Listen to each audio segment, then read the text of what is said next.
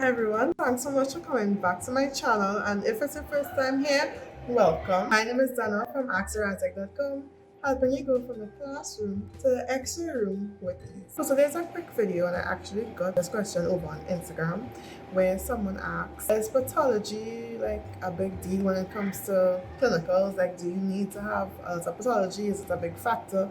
So I thought, why not do a quick video on it, right? I'm in need of an X-ray.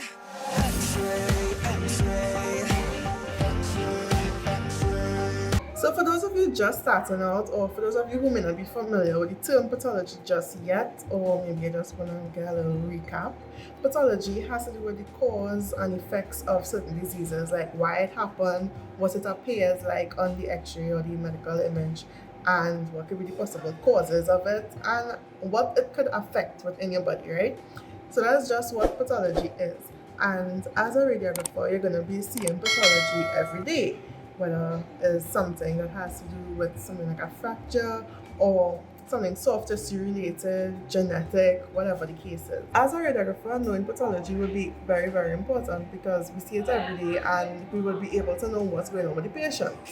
So within the clinical practice, even as a student, it would be important that you know what pathologies are and be able to differentiate certain types of pathologies. So there's a patient. So I came to the back. Hey. Next video. See me whisking this morning because Jalila like her eggs whisk. Whisk. And you fluff it. We're having breakfast on break. I don't know if y'all want to start on the channel.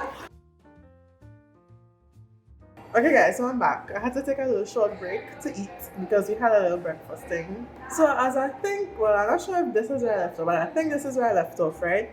Basically, pathology is important because how else you're going to know to differentiate different cases and be able to state this is the issue that the patient has. Okay, so random example, right? If you're looking at fluid in the lungs, right? And this is why pathology is important. Well, learning pathology for clinicals anyway. When you have a case to do, you need to know what views are most acceptable in order to see the particular pathology that is being queried or that is being, looked up on or reviewed or updated on, right? So, for example, if you're looking for fluid, like a chest, you would want your chest to be erect, you want to do a lateral view, so you really need to know pathology in order to know what cases you need to do in the first place, right? So that's the first reason why pathology is, in fact, a big factor in your clinical practicum, internship, whatever it is, right? You need to know pathology. You can't get away from it. It is what it is at this point. So another example of why pathology is important. In some cases, you might have, let's say a child has a fracture. You need to be able to identify or distinguish between a fracture that looks like if it was an accident or if it could have been brought about by abuse, and be able to make the necessary reports or whatever to the people that whoever sees about that in your department, whether it's social work, whatever it is. Another reason why pathology is important as a student is that you need to be able to critique your images. When you have image critiques, when you take an image for your assessments and all of that, they're going to be asking you what it is seen on the x-ray, and you can't just look at them and say, this looking off. Like, no, you actually need to know what you're looking at.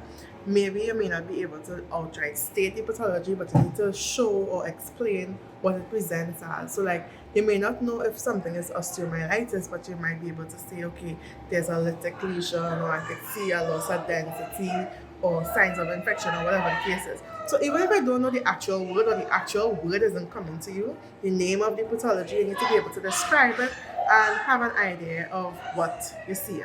Okay? So that's just a general synopsis. I hope that this video was helpful, and I will see you all in the next one. Don't forget to subscribe, give this video a thumbs up, and turn on your post notifications so you can see every time I upload a new video.